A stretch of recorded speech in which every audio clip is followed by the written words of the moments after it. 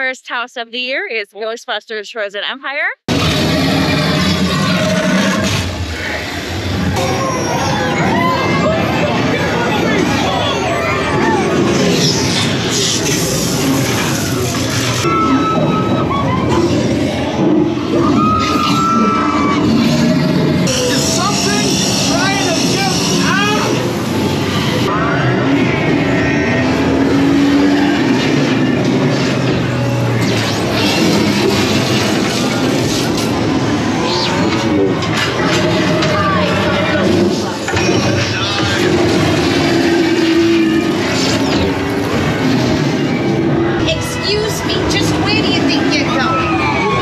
I love that house so much.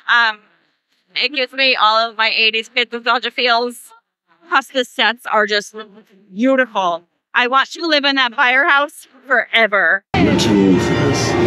Thank you for watching, and thank you to our sponsors and Patreon producers for making this video possible.